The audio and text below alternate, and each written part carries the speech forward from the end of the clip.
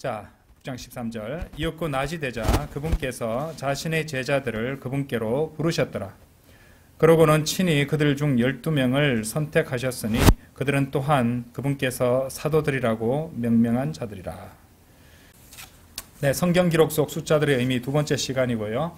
오늘 숫자는 6입니다. 6. 그래서 소제목은 666입니다. 666에 대해서 공부하도록 하겠습니다. 먼저 지난 시간에 배운 내용을 간단히 복수해 볼게요. 숫자 13은 어떤 것이었나요? 죄고, 사악함이었고, 반역이었고, 파멸이었고, 사탄이고, 저주 등등 이 부정적인 뜻이라고 그랬습니다. 그래서 성경 기록에서 이 숫자 13은 용례 중에 85% 이상이 부정적인 의미라고 말씀을 드렸어요. 그리고 숫자 12의 경우는 유대인이었죠. 곧 이스라엘을 의미하는 것을 우리가 배웠고요. 숫자 11의 경우는 이렇게 두드러진 의미는 없었습니다만은 어떤 변혁이나 이 폭풍전의 고요함 같은 그런 불안한 또는 불안전함 이런 의미를 지니는 숫자라고 우리가 이제 공부를 했습니다. 숫자 10은 잘 알고 계시죠? 숫자 10은 이방인을 의미하는 숫자임을 배웠고요. 숫자 9는 열매 맺는 것과 관련된 수라는 것을 우리가 갈라디아서 말씀이었죠. 5장 22절, 23절에서 확인을 했습니다. 숫자 8은 완전한 수인 7 다음에서 새로운 시작을 의미하는 숫자라고 그랬죠. 그래서 이제 8일째에 이제 실행하는 할례와 연관해서 또 골로새서 2장 11절의 영적 할례 연관지어서 우리가 새로운 창조물이 되는 것과 또 한번 생각을 해봤다는 것입니다. 숫자 7은 너무도 잘 알려져 있는 숫자고 완성의 수라는 것을 공부했고 그것을 아니까 이제 세상 사람들도 행운의 숫자라고 럭키 세븐이라고 그렇게 쓰고 있습니다. 역시 이제 숫자 7이라는 것은 완성의 수이기 때문에 이 7체계로 일하시는 하나님의 섭리도 우리가 배울 수 있었던 것이죠. 자, 오늘은 이제 성경 기록 속에 있는 숫자 6만 살펴보도록 하겠습니다. 왜냐하면은 원래는 이제 더 많은 숫자들을 다 같이 하려고 했었는데 준비를 하다 보니까 점점 양이 길어졌습니다. 그래서 충분히 이 숫자 6으로 이번 시간에 공부를 하셔도 넘쳐나는 그런 진리들을 배우시게 될 것입니다. 숫자 6은 이제 통상 우리들 잘 알고 있듯이 이 사람의 숫자입니다. 숫자 6은 통상 우리는 사람의 숫자로 이제 알 수 있는데요. 이 숫자 6이 제일 먼저 등장하는 곳을 한번 찾아보도록 하겠습니다. 창세기 1장입니다. 창세기 1장 31절입니다. 그리고 하나님께서는 그분께서 만드셨던 모든 것을 저마다 보셨는데 보라 그것이 아주 좋았더라. 그리고 그 저녁과 아침이 뭐라고 되어 있습니까? 6째 날이었더라 라고 이제 1장 31절에 처음 나옵니다. 이 6째 날이 어떤 날이냐면요. 아담이 이 지음을 받은 날이라는 것이죠. 최초의 인간인 아담이 지음을 받았으니까 이 숫자 6은 이 성경 기록을 통해서 볼 때 사람과 연관이 있다. 우리가 충분히 생각할 수 있다는 것이고 인정할 수밖에 없다는 것이죠. 그런데 성경 기록들 갖다 우리가 쭉 공부를 해보시면은 숫자 6을 사람에만 국한시키는 것은 많은 이 성경의 기록들을 그냥 간과해버리는 그런 것이나 다름없다는 것을 금방 알게 됩니다. 그렇죠? 그래서 성경 기록들 그리고 그 성경 기록들에 붙은 장과 절 우리는 그것도 영감받았다고 믿는다 그랬죠. 바이블 빌리버들은 이 장과 절까지 종합적으로 고려해 볼 때 숫자 6은 단순히 사람이 아니라 적그리스도와 관련되어 있고 또 마귀적인 어떤 것과 관련이 되어 있으며 또 어떤 기관과도 연관이 되어 있다는 것을 우리가 알 수 있습니다. 그것들에 대해서 이번 시간에 본격적으로 배워보도록 하겠습니다. 먼저 이제 예리코 여러분들 아시죠? 구약 성경에 나오는 예리코. 이 예리코는 이제 거기 요한계시에 나오는 계시록에 나오는 거대한 바빌론의 예표가 되는 그런 도시인데요. 이 구약 성경에 나오는 예리코는 이스라엘 백성들이 며칠 동안 돌고 며칠째 무너진지 아십니까? 그렇게도 6일 동안 돌고 또 7일째 완전히 무너지게 됩니다. 자, 요수아 몇 장일까요? 그 내용이 어디 나올까요? 요수아기 우연은 아닙니다. 놀랍게도 요수아기 6장에 나옵니다. 여호수아기 6장 한번 열어보시죠. 여호수아기 6장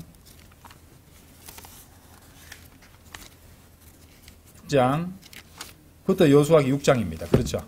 6장 1절부터 쭉 볼게요. 자, 6장 1절부터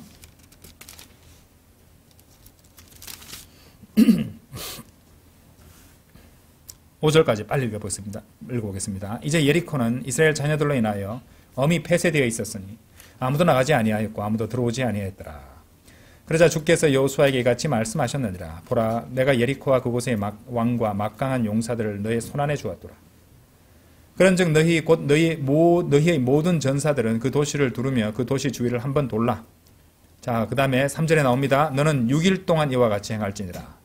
그리고 7명의 제사장들은 순양들이 뿔들로 된 나팔들 7개를 법궤 앞에서 들지니라. 그래 7째 날에는 너희가 도시를 7번 돌고 제사장들은 나팔들을 불지니라. 이게 성경 기록에 나오는 숫자들이 우연히 그냥 이렇게 무단히 이렇게 기록된 게 아닙니다. 다 어떤 의미들이 있다는 것이죠. 예표들이 되고요. 그러면 이러한 일이 있을지니 제사장들이 순양의 뿔로 긴 경보 소리를 낼 때 너희가 나팔의 소리를 들을 때면 모든 백성은 커다란 함성을 지를지니라. 그러면 그 도시의 성벽이 완전히 무너져 내리리니 백성은 저마다 자기 앞으로 곧장 올라갈지니라. 이렇게 나온다는 것이죠. 그렇죠? 자, 그래서 이 거대한 바빌론이 예표가 되는 이 구약 성경에 나오는 이 예리코는 6일 동안 이스라엘 백성이 돌았고 그 주위를 7일째 무너졌다는 것이죠. 자, 그 다음에 이 사무엘기하 21장 한번 열어보십시오. 사무엘기하 21장.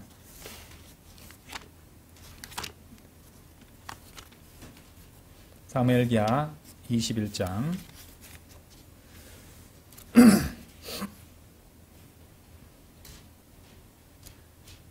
사무엘기하 21장 20절 보세요.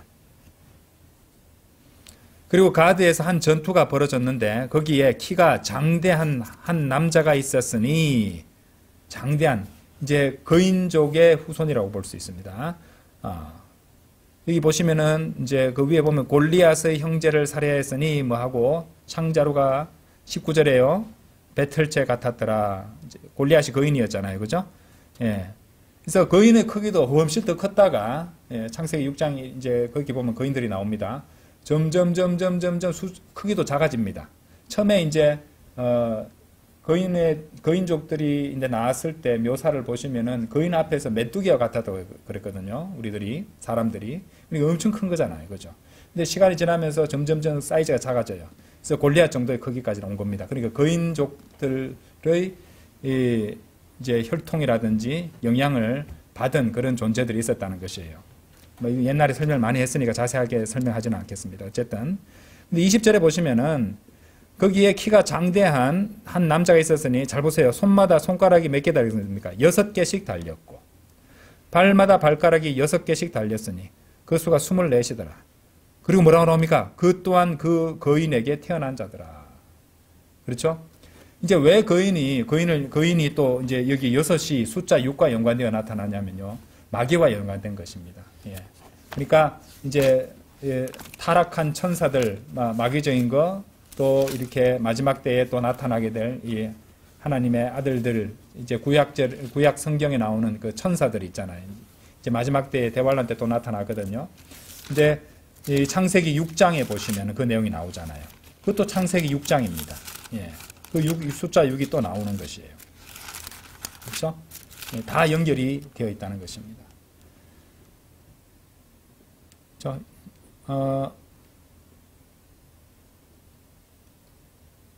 자, 6장 4절 보세요. 창세기 6장 4절. 당시에 거인들이 땅에 있었고 그 후에도 있었으니 곧 하나님의 아들들이 사람들의 딸들에게로 들어와서 사람들의 딸들이 그들에게서 자식을 낳았을 때라. 바로 그들이 옛적의 막강한 남자들, 곧 저명한 남자들이 되었더라. 이제 거인들이 땅에 있었고 이러잖아요. 이제 다 연결이 되어 있습니다. 창세기 6장의 거인, 그 거인에게서 태어난 자들, 사무엘기하 21장 20절에 하필이면 공교롭게도 손가락이 6개씩이고 발가락도 6개씩입니다. 그렇죠? 여러분들 솔로몬 잘 아시죠? 솔로몬은 예수 그리스도의 예표도 되는 인물이지만 동시에 적그리스도의 예표도 되는 인물입니다. 우리가 마귀적인 거 거인 이렇게 봤는데 이제 적그리스도의 예표도 되는 솔로몬에 대한 언급들을 찾아보시면 흥미로운 구절들이 등장합니다.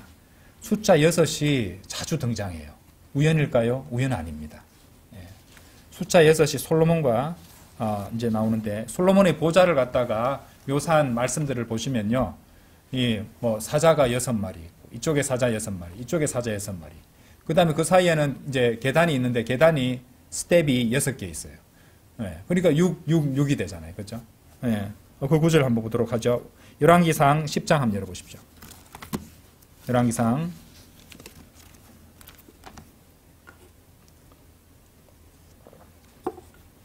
열왕기상 10장.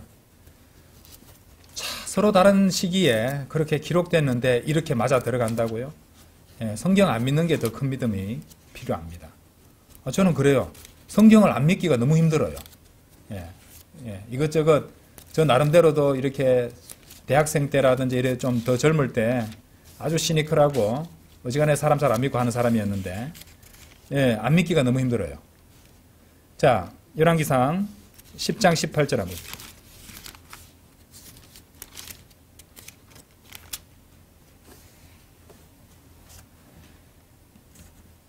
더욱이 왕이 상아로 된 거대한 보좌를 만들었고, 자, 근데 그것을 그 뒤에 보세요.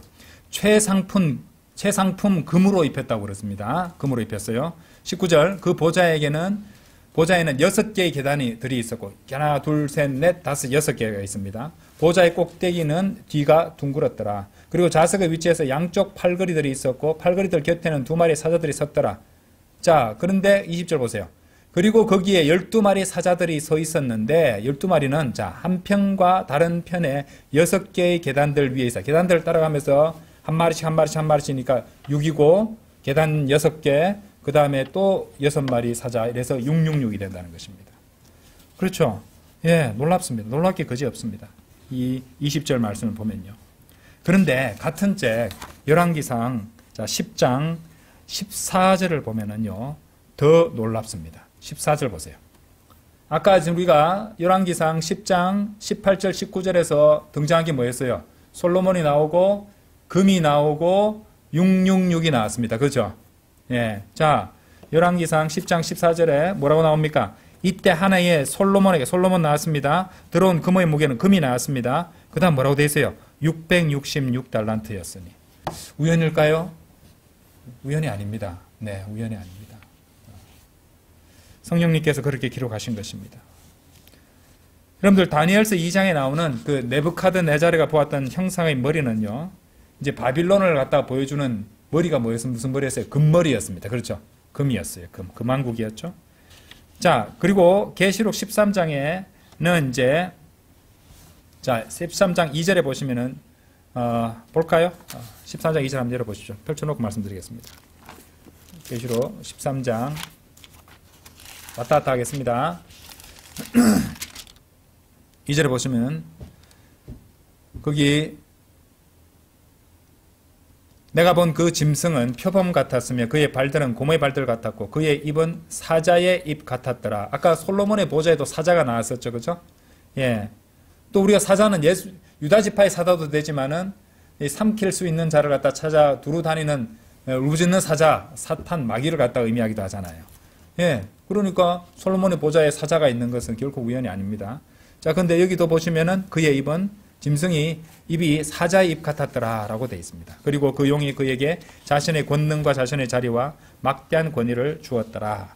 이렇게 설명하고 있다는 것입니다. 그런데 놀랍게도 자, 요한계시록 13장 18절로 가보세요. 18절은 13은 아시죠? 13은 우리가 배웠잖아요. 그죠? 마귀적이고 사탄적인 거였습니다. 그리고 18은 6이 3개 모인 거잖아요. 6 더하기 6은 18입니다. 그래서 요한계시록 13장 18절에 보시면 뭐가 나오냐면은 여기에 지혜가 있느니라. 명철이 있는 자는 그 짐승의 숫자를 세어볼지니라. 자, 이제 그대로 설명이 나옵니다. 이는 그것이 한 사람의 숫자이며 사람의 숫자로 되어 있죠. 한 사람의 숫자이며 그의 숫자는 뭐라고 되어 있습니까? 666이기 때문이라. 다 연결됩니다. 지금 이거 모든 것들이. 놀랍죠? 자, 거기서 그치지 않습니다. 게다가 네부카드네자르 왕의 이 이제 만든 형상이 나옵니다. 그 형상의 치수와 그 형상의 경배에 이제 음악이 사용되잖아요. 요즘에도 음악은 굉장히 중요한 요소죠. 어떤 행사 같은 거 할 때. 예, 우연 아닙니다. 예, 마귀는 그런 거 다 이용합니다. 예. 그래서 이 그 형상의 경배에 사용된 음악을 위한 악기 종류도 몇 가지가 있어요. 예. 그리고 그 네부카드네자르가 만든 형상의 치수에 무슨 숫자가 들어갈까요? 예, 여러분 추측하신 대로입니다. 다니엘 3장 가보십시오. 다니엘서 3장 1절 보세요. 네부카드네자르 왕이 금으로 한 형상을 만들었는데 그것의 높이가 뭐라고 되세요? 60큐빗입니다. 60이고 너비가 6큐빗이었습니다. 그러니까 6이겠죠. 그죠? 예. 그죠? 가로 세로 높이 할 때 다 666이라는 숫자가 나타납니다. 자, 그 다음에 5절 보세요. 5절. 너희가 어느 때나 뿔라팔과 플루트와 하프와 색퍼트와 솔터리와 덜시머와 구체적으로 나온 게 6개 나왔습니다. 온갖 종류들의 음악 소리를 듣는다면 이 악기의 숫자도 우리가 이제 그 열매 관련해서도 언급되는 그 열매들의 이제 수를 통해서 아홉이라는 그 수를 통해서 이 아홉이라는 숫자 가진 의미를 유추했잖아요. 이 악기들의 종류들을 수도 우연이 아닙니다. 6개를 제시하신 것은. 그렇죠? 역시 6이 등장하고 있다는 말입니다. 자, 다니엘서 5장 가보십시오. 다니엘서 5장. 다니엘서 5장에 보시면은 이 벨샤잘 왕이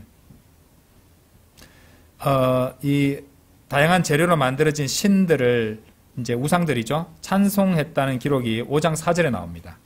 그들이 포도주를 마시고 나서 자, 그 신들의 수를 잘 보겠습니다. 금으로 만든 신들, 은으로 만든 신들, 노수로 만든 신들, 철로 만든 신들, 나무턱으로 만든 신들과 돌로 만든 신들을 찬송했더라. 6가지입니다. 재료가 6가지입니다. 이상하죠? 이상합니다. 예, 놀랍습니다. 자, 요한계시록에서 몇 번째 천사 얘기를 할까요? 몇 번째 천사가 나팔을 부는데 몇 번째 천사가 나팔을 불까요? 지금 제가 설명드리는 게 6번째 천사입니다. 6번째 천사가 나팔을 불었을 때 그럼에도 불구하고 남은 자들이 이 세상 사람들이 여전히 우상 숭배를 하는 대목이 나옵니다. 그렇죠?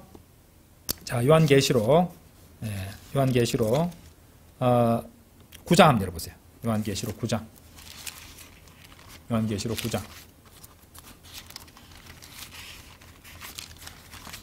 요한계시록 9장 20절 보세요. 자, 아까 다니엘서 5장에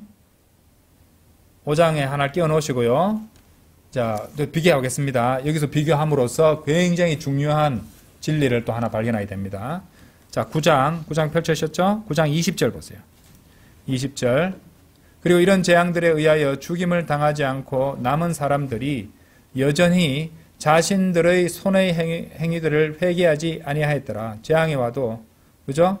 회개를 안 합니다. 예. 곧 그들이 자 보세요. 마귀들을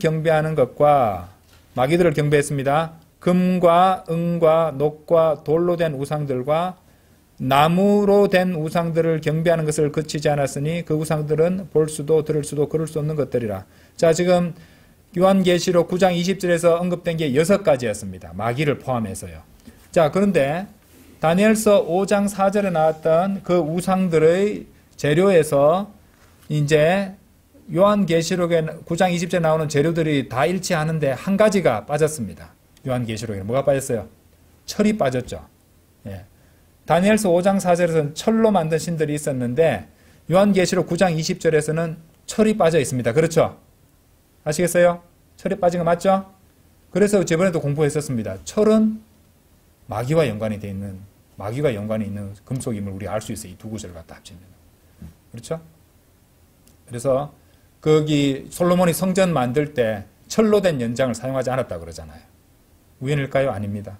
예. 그리고 골리앗의 철장인가요? 그 끝에 철로 된 거, 무쇠로 된 거, 그것이 있었다고 하잖아요. 예. 그래서 이 철은, 그리고 이제, 네부카드네자르가 보았던 그 형상의 이 발가락, 철과 진흙하고 나오잖아요. 그렇죠? 예, 그 다 연결되어 있습니다. 그죠? 이전에 제가 설명을 드렸으니까 자세하게 설명드리진 않겠습니다. 다니엘서 5장 4절에 나오는 우상의 재료, 그리고 요한계시록 9장 20절에 읽으면은 다니엘서를 읽었던 사람은 우상의 재료가 있네 하고 성경 기록과 성경 기록을 비교하게 돼요. 그러면 여기서 뭐가 하나 빠졌네? 철이 없네. 철에 대응하는 것이 요한계시록 9장 20절에서는 마귀였네. 마귀와 철이 무슨 연관이 있겠다 하고 공부를 해보면은 과연 그렇다는 겁니다. 성경은 정말 놀라운 책이에요. 놀라운 책입니다. 그래서 하나님께서 왜 이렇게 분명하게 딱 보면 설명 탁 되도록 이렇게 요점하고 점 딱딱딱 찍어서 그런 참고서 같이 안 만들어 주셨습니까? 왜 그럴까요? 말씀을 바르게 나누어서 공부하라고, 성경 기록들과 성경 기록들을 비교해서 공부하라고, 그렇게 하라고 그렇게 주신 부분들도 있다는 말입니다. 어떤 부분들은 너무도 쉽고 누구나 봐도 이해되지만은 어떤 부분들은 반드시 바르게 나누어서 공부해야 알 수 있도록 그렇게 주셨다는 것이. 공부하는 만큼 또 진리를 가르쳐 주신다는 것입니다. 아시겠죠? 자, 이런 것들을 다 연결해서 생각해 보면 놀랍기 그지없습니다. 자, 지금 우리가 이제 계시록으로 아까 봤는데 계시록 13장 2절에 아까 마귀인 용이 자기의 능력을 짐승에게 줄 거라고 그랬잖아요. 그죠? 네가 본 그 짐승은 표범 같았으며 그의 발들은 곰의 발들 같았고 그의 입은 사자 입 같았더라. 그리고 용이 그에게 자신의 권능과 자신의 자리와 막대한 권위를 주었더라. 이런 말이 나옵니다. 13장에 보시면 짐승이란 말이 많이 나오는데 계시록 전체에서 짐승이란 단어가 총 36번 나옵니다. 총 36번 나오는데 36번은 6 곱하기 6입니다. 그렇죠? 36이죠? 여러분들 1부터 36까지 다 더하면은 666이 나옵니다. 그것도 오묘합니다. 그렇죠?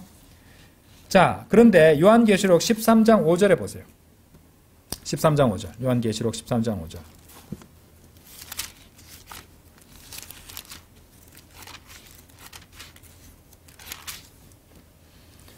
그리고 그에게 엄청난 것들과 신성 모독들을 내뱉는 입이 주어졌더라. 그리고 42개월 동안, 42개월입니다. 42개월 동안 지속되는 권능이 그에게 주어졌더라. 라고 되어 있습니다. 자, 사탄의 숫자가 되는, 우리가 6을 지금 계속 공부하고 있습니다. 그렇죠? 사람의 의미도 되지만 사탄의 숫자가 되는 6을, 그리고 그 짐승이란 말이 나온 횟수의 36번을 더하면 42가 됩니다. 그렇죠? 42개월이 된다는 것이죠. 우연일까요? 우연 아닙니다. 우연 아닙니다. 그 기간 동안 이제 권세를 갖고 다스리게 된다는 것이죠. 자, 여러분들 하나 더 보겠습니다. 계시록 17장에 한번 열어보세요. 계시록 17장. 거기 보시면은 이제 17장에 이제 그 음녀를 장식하고 있던 것이 총 종류가 6종류의 것이 나옵니다. 17장 4절 보세요. 그리고 그 여자는 자수색 옷과 주홍색 옷으로 차례 펴져 있고 금과 보석들과 진주들로 꾸며져 있었으며 가정함들과 음행의 더러움으로 가득한 금잔 하나까지 해서 6개입니다. 그렇죠? 네. 그래서 장식하고 있는 것도 항목도 6개의 항목이 나오고 있다는 것이죠. 그렇죠? 6이 가득합니다. 예. 마귀와 연관된 것, 사탄과 연관된 것으로 아주 가득하게 나옵니다. 구약 성경도 한번 가볼게요. 구약 성경 출애굽기 20장 한번 해보십시오. 출애굽기 20장. 20장 제가 몇 절 볼까요? 13절입니다. 출애굽기, 그것도 13절입니다. 20장 13절에 나오는 계명이 몇 번째 계명일까요? 20장 13절. 너는 살인하지 말지니라. 하필이면 또 13입니다. 그렇죠? 20장 13절. 하필이면 13입니다. 그런데 너는 살인하지 말지니라. 이것이 몇 번째 계명일까요? 6번째 계명입니다. 놀랍죠? 자, 근데 이 6번째 계명이 살인하지 말지니라 살인과 연관되어 있었어요. 요한복음 8장 가보십시오. 자, 살인이라면은 딱 주님께서 하셨던 말씀이 떠올라야 됩니다. 요한복음 8장 44절. 살인과 6번째 계명이었고, 그죠? 20장 13절에 나왔는데, 8장 44절을, 요한복음 8장 44절에서 단서가 하나 더 나옵니다. 너희는 너희 아비인 마귀에게 속하였으니 너희가 너희 아비의 정욕들을 행하려고 하는도다. 그는 시작부터 뭐라고 되어 있어요? 살인자였으며 진리 안에 거하지 아니하였으니 그 안에 진리가 전혀 없기 때문이라. 예, 마귀는 처음부터 살인자라고 말씀하십니다. 너는 살인하지 말지니라. 6번째 계명. 출애굽기 20장 13절. 놀랍죠? 마태복음 4장에 보시면요. 우리가 무슨 내용이 나오는지 아십니까? 마태복음 4장, 누가복음 4장 다 사탄이 주님을, 우리 예수님을 시험하는 대목이 나옵니다. 그렇죠? 예, 거기에 보시면은 마귀라는 말이요. 마태복음 4장에 세 보면 마귀가 4번 나옵니다. 마귀라는 단어가 4번 나옵니다. 자, 그 다음에 사탄이라는 단어가 1번 나옵니다. 그 다음에 시험하는 자가 1번 나와요. 그럼 총 6번이 같은 존재를 지칭하고 있다는 것이죠. 이 마귀 4번, 사탄 1번, 시험하는 자 1번. 전부 다 하면 6번입니다. 모두 마귀를 가리킨다는 거죠. 4장 3절 보세요. 그 시험하는 자가 이제 4장 1절부터 마귀라는 단어가 나옵니다. 그렇죠? 마귀에게 시험을 받으시어 나오는데 4장 3절에서는 시험하는 자라고 좀 바뀌었죠. 그분께 나왔을 때 그 말하기를 만일 네가 하나님의 아들이면 이 돌들이 빵이 되도록 명령해 보라 하였더라 라고 되어 있습니다. 그죠? 10절 가보세요. 10절에 보시면은 이제 주님께서 직접 그 자에게 사탄아 너는 여기서 물러나라 라고 말씀하셨습니다. 11절에 마귀라는 단어가 나오고요. 그래서 놀랍게도 마태복음 4장에 마귀를 지칭하는 단어가 총 6번 나오는데 그 중에 마귀가 4번이었고 시험하는 자가 1번이었고 사탄이 1번이었다는 것입니다. 우연이 아니겠죠? 자, 고린도전서 5장 11절 가보십시오. 고린도전서 5장 11절. 고린도전서 이거 별거 아니다 이렇게 말할 수도 있습니다. 몇 번 나왔다 이런 거 몇 번 언급했다. 그런데 뭔가 이렇게 열매는 9개라는 것을 생각했을 때 예사롭지 않다는 것이죠. 5장 11절 보세요. 함께 앉아서 식사를 해서는 안 되는 6가지 부류의 무리를 언급합니다. 6가지가 나와요. 5장 11절에.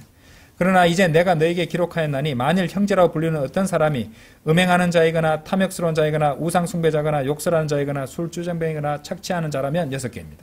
그렇죠? 사귀지 말고 그러한 자는 함께 먹지도 말라는 것이다. 이렇게 좀 마귀적인 것들이 6개씩 이렇게 언급이 돼요. 성경을 읽다 보면은 한 번씩 세어보면요. 그럴 때가 많습니다. 그렇죠? 자, 이런 마귀적인 죄악들 6가지가 나온다고 볼 수도 있겠죠. 사도 베드로는요, 믿는 자들이 지나간 때에 정욕에 따라 행했던 이 죄악된 행위들을 몇 가지로 밝히고 있을까요? 6가지입니다. 베드로전서 4장 가보십시오. 베드로전서 4장. 베드로전서 4장 3절. 자, 우리가 음탕함과 정욕들과 폭음과 유흥들과 향연들과 가증한 우상숭배들 가운데 살아갔을 때 6가지가 나왔죠. 그렇죠? 이방인들이 뜻을 이룬 것은 우리 인생의 지나간 시간으로 우리에게 족하도다. 그렇죠?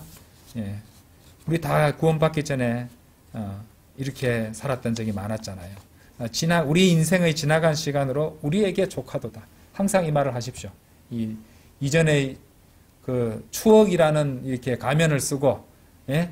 그런 적도 있었지 하고, 잔잔하게 밀려올 때, 예. 내 인생의 지나간 시간으로 나에게는 족하다. 이제 남은 시간은 주님을 위해서 살아갈 일밖에 없다. 그렇게라도 좀 갚아야지 어떡합니까? 그죠? 예. 자, 어쨌든, 거기도 6가지였고요. 누가복음 17장 28절도 한번 가보십시오. 누가복음 17장 28절. 누가복음 17장 28절.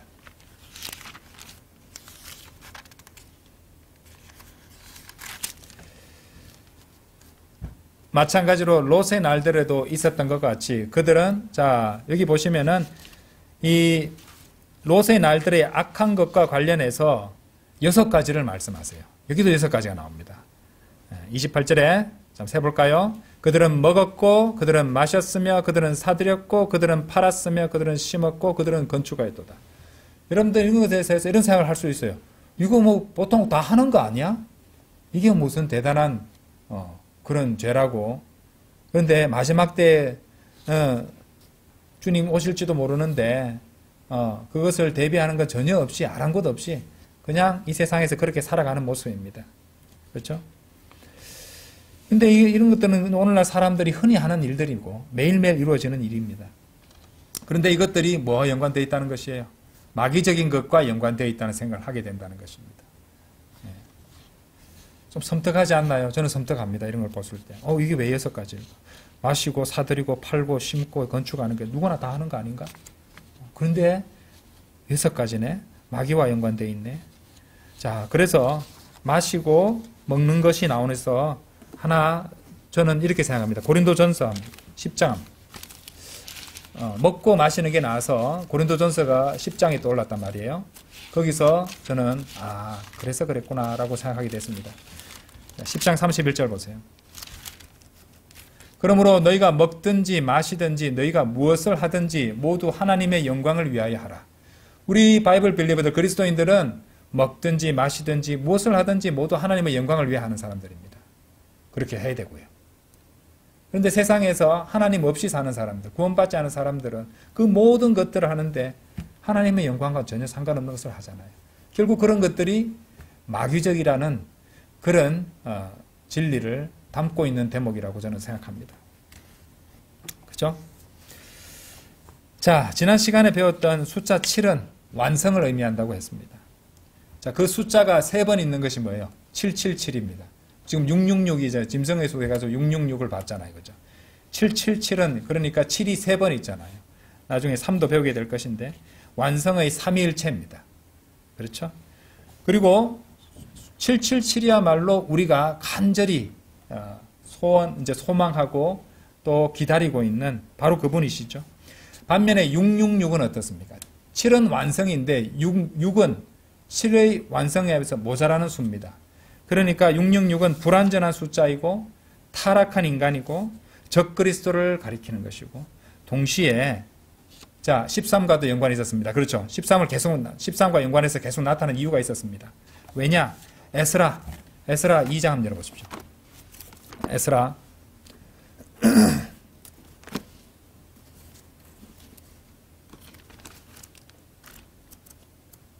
에스라 2장 여러분들 맞춰보세요. 에스라 2장 몇 절일까요?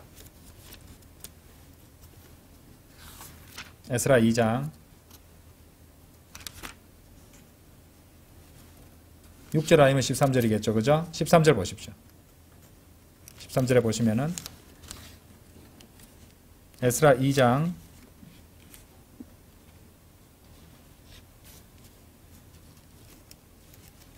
아도니캄의 후손들이 뭐라고 되어 있어요? 666명이요 되어 있죠. 그죠? 여러분들 아도니캄이라는 이름에 담긴 뜻이 뭔지 아십니까? 반역의 주라는 뜻이에요. 우연일까요? 우연 아닙니다, 여러분들.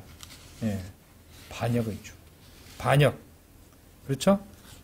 그래서 666은 적그리스도를 가리키며 동시에 반역을 보여주는 숫자이기도 합니다. 예. 우리가 666을 기다립니까? 아니죠. 우리는 777을 기다리는 사람들이죠. 그렇죠?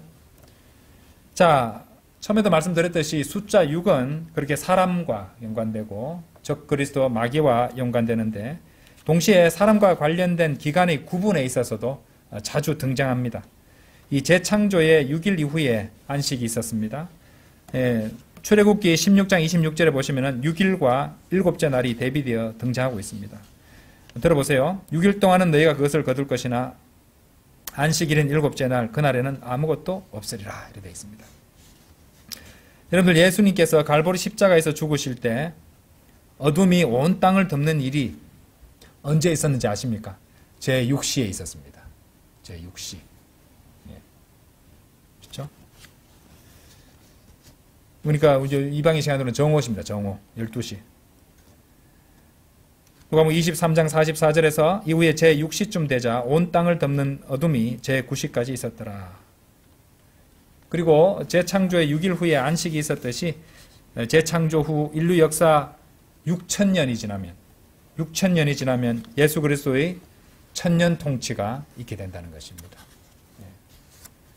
그리고 실제로 우리는 예수 그리스도께서 이제 주님께는 하루가 천년 같고 천년이 하루 같다고 하셨잖아요. 그죠? 이제 그렇게 우리가 성경 기록을 연결해서 생각해 볼 수 있는데, 이제 주님께서 6천년 후에 나타나는 것을 보여주는 사건이 있었어요. 자, 두 군데 보겠습니다. 마태복음 17장 1절. 마태복음 17장 1절. 그러고 나서 6일 뒤에, 6일 뒤가 나오죠. 그죠? 6일 뒤입니다. 6일 뒤에 예수님께서 베드로와 야고보와 그의 형제 요한을 데려가서 그들을 따로 떨어져 있는 높은 산속으로 데리고 올라가시며 그들 앞에서 변형되셨더라. 그렇죠? 영광스러운 모습을 보여주시죠. 마가복음 9장 2절도 가보세요. 마가복음 9장 2절. 마가복음 9장 2절. 그러고 나서 또 역시 6일 뒤에 예수님께서 자신과 함께 베드로와 야고보와 요한을 데리고 그들 자신과 떨어져 있는 높은 산속으로 그들을 인도하시니라. 그리고 그분께서 그들 앞에서 변형되셨더라. 그렇죠? 이처럼 6천년 뒤에 주님께서는 재림하셔서 이제 1000년 동안 통치하시게 될 것입니다. 그것을 보여주는 예표가 되는 사건이었어요. 자, 이제까지 우리가 자세히 살펴보았듯이 숫자 6은요. 6은 사람과 관련이 있고 666으로 이 상징되는 적그리스도, 마귀, 그런 초인적인 존재와 또 연관이 있었습니다. 그리고 인간의 이 사람과 관련된 시대들도 있었죠. 이 인류 역사와도 연관이 있었고요.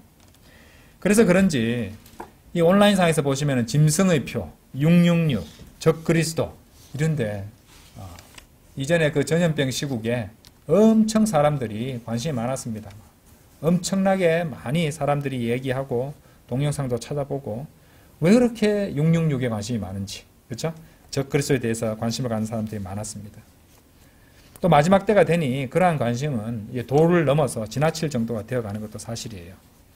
그런데 한번 생각해 보세요, 여러분들. 대환란이나 적그리스도 그리고 짐승의 표는 사실 그 전에 휴거될 우리들과는 전혀 상관이 없는 것입니다. 우리는 그 전에 올라갑니다. 이 환란 전 휴거라는 성경적인 교리를 갖다가 이제 가르쳐 주면은 그것을 보고 바른 교리를 배우면 되는데, 교회가 그리스도인도 대환란을 통과한다면서 그렇게 막 얘기하면서 666을 그렇게 기다립니다. 그러면 이상하죠. 이상합니다. 우리들과는 상관이 없다니까요. 우리는 뭘 기다린다고 그랬어요? 666이 아닌 777을 기다리는 사람들입니다.